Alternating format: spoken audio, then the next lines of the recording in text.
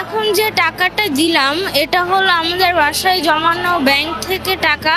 এগুলা আমার সালামি এবং বিভিন্ন জমানো টাকা থেকে।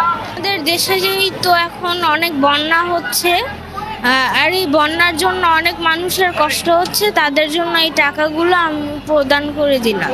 এমনিতে আমি ওইগুলো অনেক দিন ধরে জমিয়ে রেখেছিলাম, আমি কিছু করিনি ওগুলো দিয়ে, যাতে করে আমি মানুষদেরকে সাহায্য করতে পারি। আমার খুশি লাগছে। খুশি লাগছে, কেন খুশি লাগছে? জি, কারণ আমি আমার দেশের মানুষকে সাহায্য করতে পেরেছি। ওই যে নিউজগুলোতে ও দেখছিল বন্যার্থদের বিষয়ে, তো তখন ওর কাছেই নিজেই ফিলিংসে আসছে যে আমি নিজেও বিভিন্ন জায়গায় সহায়তার চেষ্টা করছি। ওগুলো দেখে ওর কাছে মনে হয়েছে যে আমার যে এই টাকাটা, এটা মনে হয় দিলে কিছুটা হলেও হেল্প হবে। এটা ওর নিজের প্রয়াস। তো সেক্ষেত্রে আমি ওকে নিয়ে আসলাম যে ঠিক আছে তাহলে তুমি বাবা এখানে দাও, এটা আর কি। ও আসলে হ্যাঁ, ওর এটা একটা টেন্ডেন্সি ছিল যে যখন জমাচ্ছিল তখন ও ধরনের কোনো টেন্ডেন্সি ছিল না যে বন্যার্থদের দিবে, বা জমাচ্ছিল নিজের মতো করেই। তো এখন সিচুয়েশন আসছে, তখন সে এটা করলো আর কি, ডোনেট করলো আর কি। আমার মনে হয় যে ওর ক্ষুদ্র প্রয়াস কিছুটা হলেও সাপোর্ট হবে বন্যার্থদের।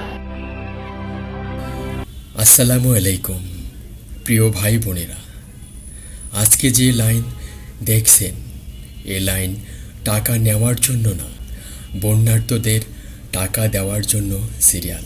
আমার প্রিয় বাংলাদেশ, আজ ছোট্ট ভাইটি তার জমানো টাকা নিয়ে এসেছে বন্যার্থদের সাহায্য করার জন্য, এবং ছোট্ট বোনটি আসছে তার জমানো টাকা দিয়ে সাইকেল কেনার জন্য কথা ছিল, কিন্তু এখন সে ছোট্ট বোনটি সেই টাকা বন্যার্থদের সাহায্য করলেন।